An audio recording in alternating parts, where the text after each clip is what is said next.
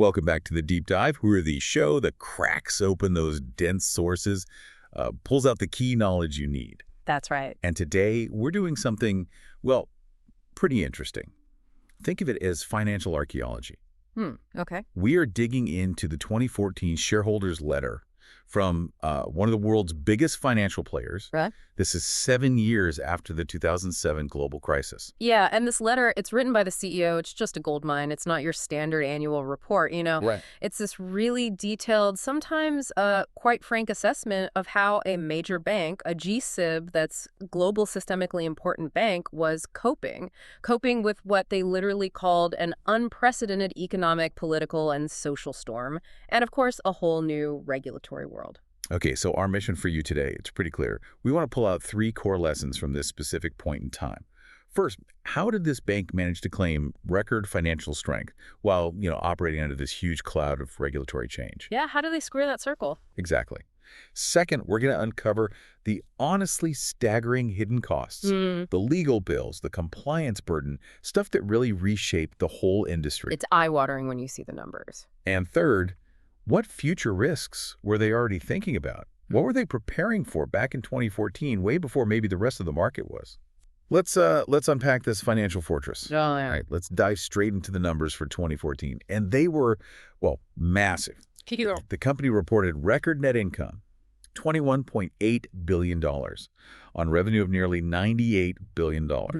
And they weren't exactly shy about it. They pointed out they'd hit record results in 4 of the last 5 years leading up to 2014. It really screams resilience, doesn't it? It does. But the story they were actually telling shareholders was a bit more nuanced than just that big income number. Okay. They really hammered this point.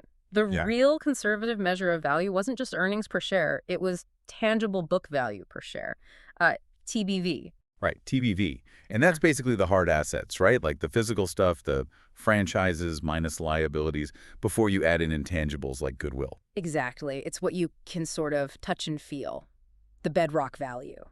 And on that metric, they were doing really well. Oh, yeah, crushing it, as you said earlier.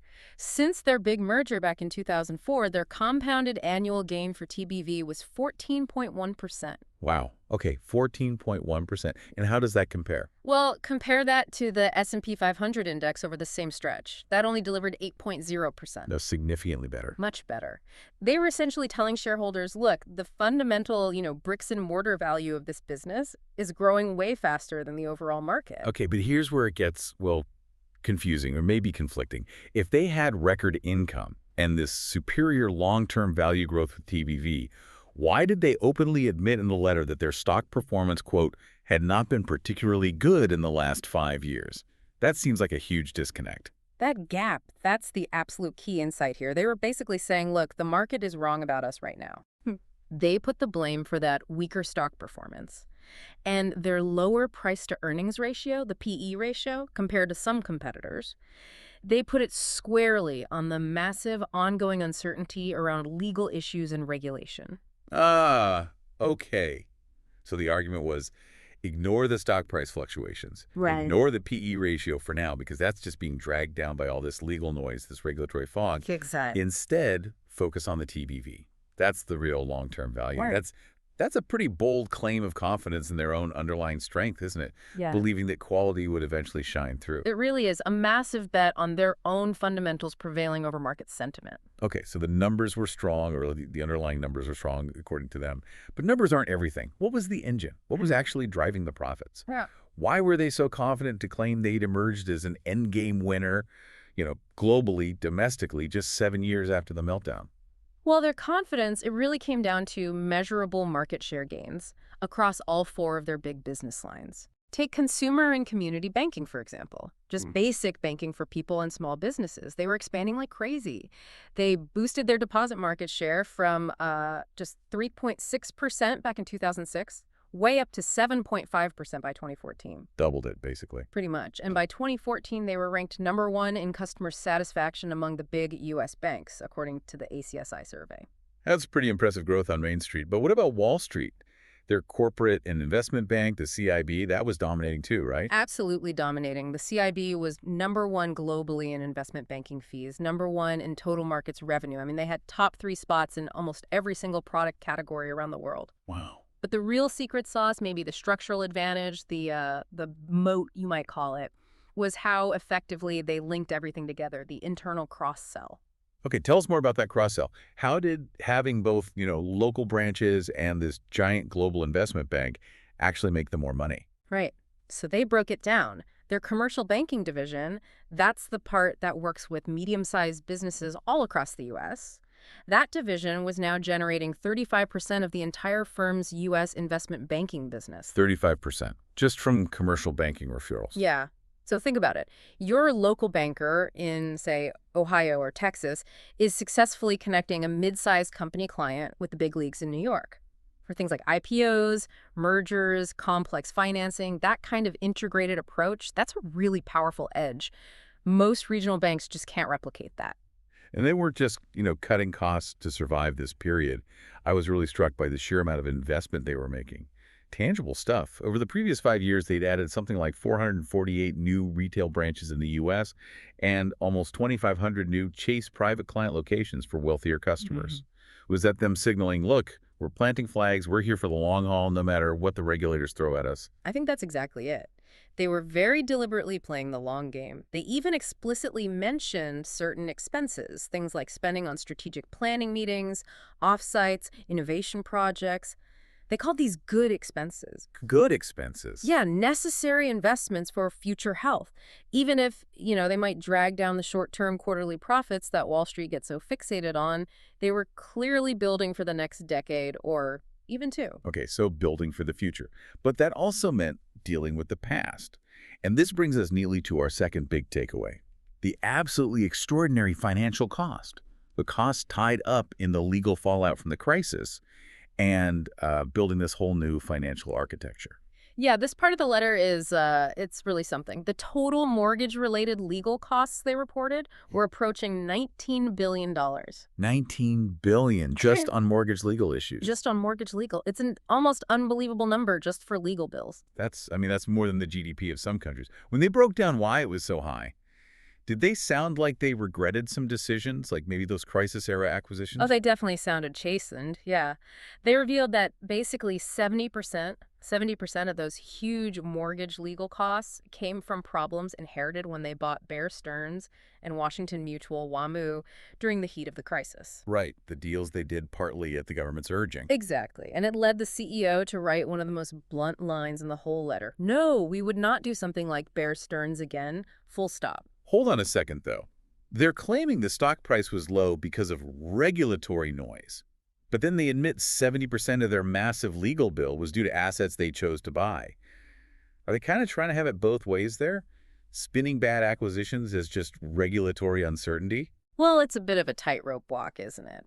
They were acknowledging the real cost of those deals.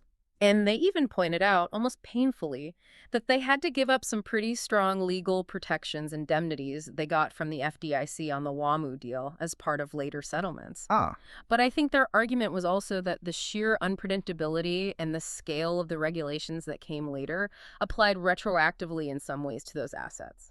Well, that blew the costs way beyond anything they could have reasonably foreseen when they made the deals. Okay. So beyond the legal bills, they were forced to rebuild the bank internally, to turn it into this fortress, as they put it. What did that actually involve? What did this new regime look like day to day? The scale of the overhaul was just immense. They hired about 8,000 new people just for compliance roles. 8,000? That's like a whole separate company. It is, just focused on rules.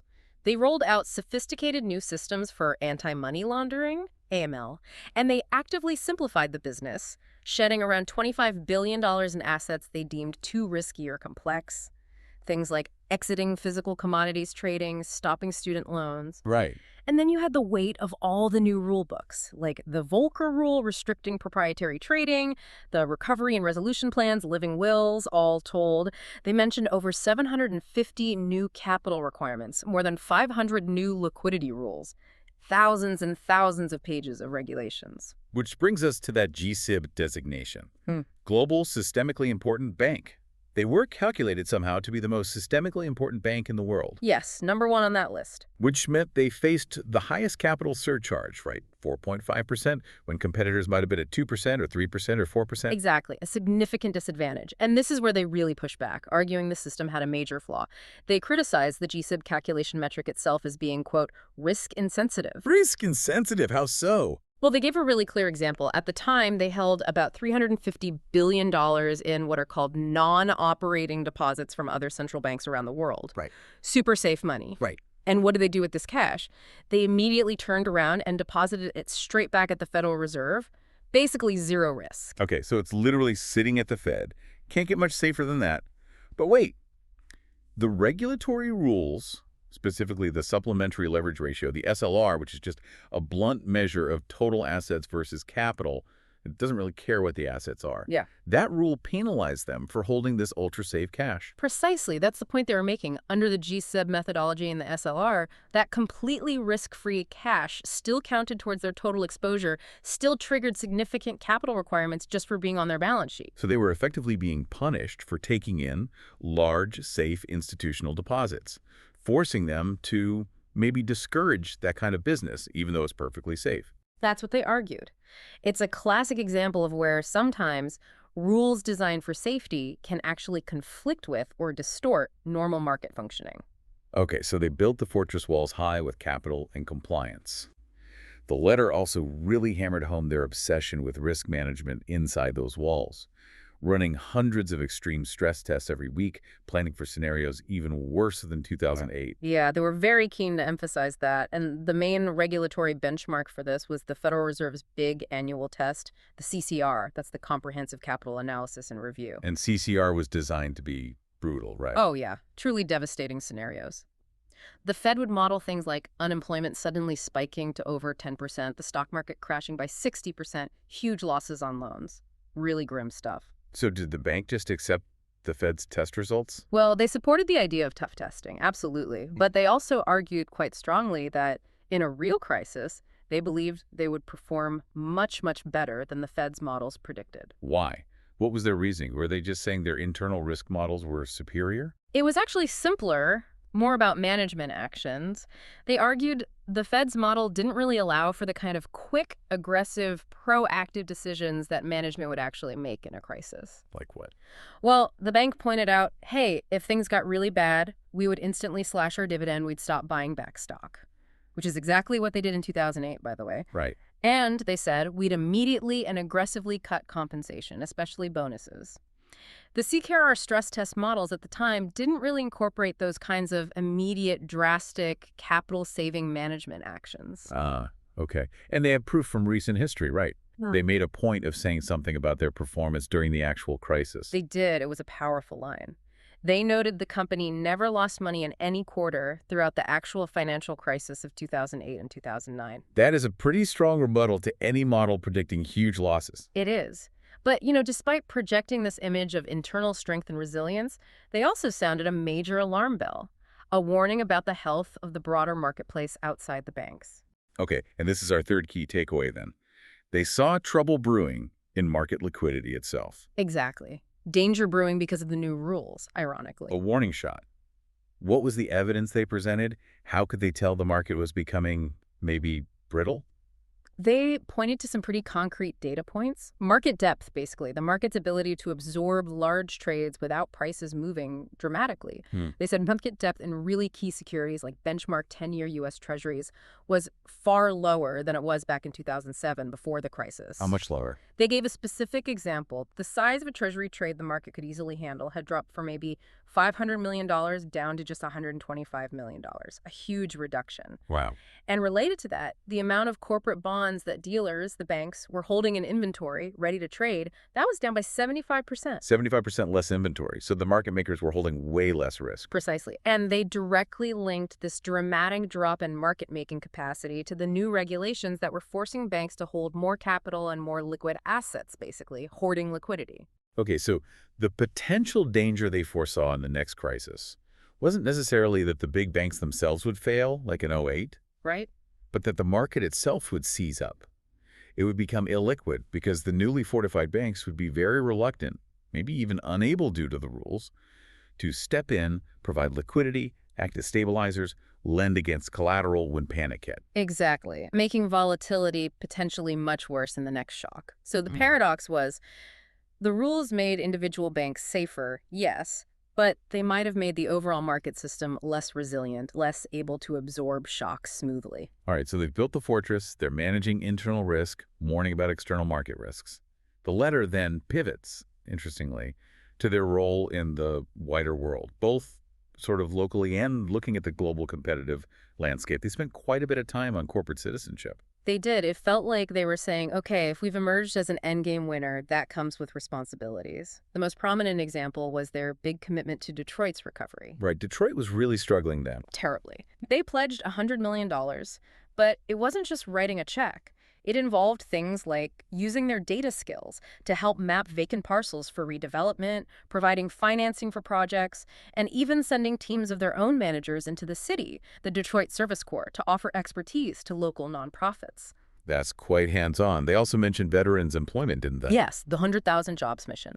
They co-founded that initiative with several other large companies. The goal was simple: hire veterans. And by 2014, they'd actually increased that goal, aiming to hire 300,000 veterans collectively across all the partner firms. That's significant. And then there was something more kind of intellectual, an institute. Yeah, they announced the creation of the JPMorgan Chase Institute, basically a global think tank. The idea was to use the firm's own vast anonymized transaction data, without revealing any customer specifics, of course, to generate insights on economic trends. What kind of insights? Things like how household income fluctuates, the challenges small businesses face, consumer spending patterns, real-world data to hopefully help policymakers make better decisions. They saw their data not just as a business asset, but potentially as a public good. Okay, fascinating. Finally, let's look ahead through their 2014 eyes.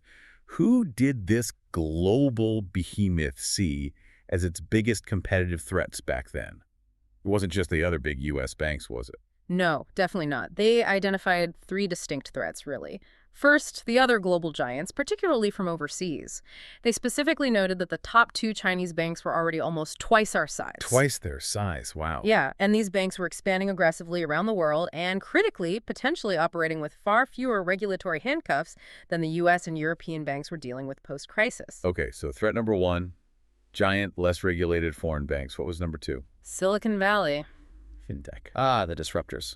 Exactly. They were already seeing hundreds of startups popping up, using big data, using algorithms to make lending decisions really quickly for individuals and small businesses, cutting out what they called the pain points, those annoying weeks-long application processes that traditional banks often had. This was direct digital competition hitting core business lines. And the third threat area was payments, right? Yeah. Moving money around.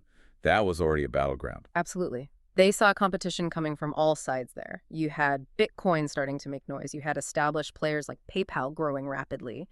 And even big retailers were exploring building their own closed-loop payment systems to bypass the banks altogether.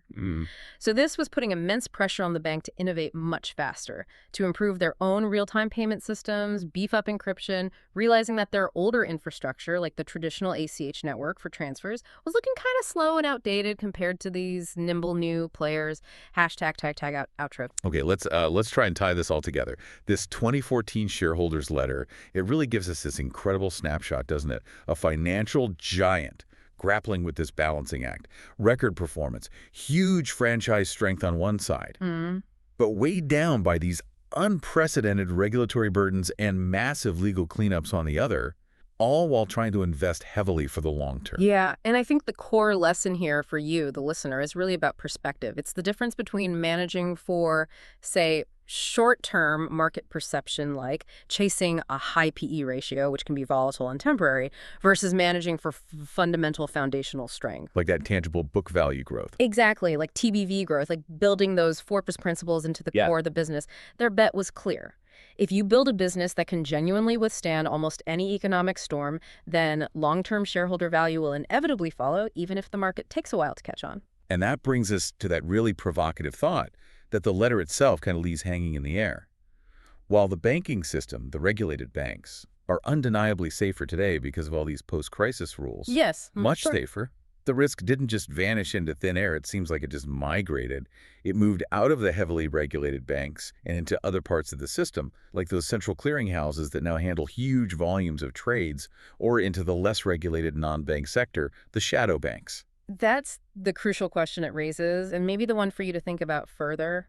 When the next financial stress event eventually arrives, and it always does, where is the weakest link going to be this time? Right. Is it going to be the heavily capitalized, heavily regulated banks? Or maybe those newly critical but perhaps less battle-tested central clearinghouses? Or could it be the largely unregulated shadow banking players, things like hedge funds, private credit funds, money market funds, that have taken over a lot of the market activities the banks used to dominate? Where does the system break first? A lot to chew on there. Definitely something to mull over. Indeed. Fascinating deep dive. Thanks for unpacking that with us. We will catch you next time on The Deep Dive.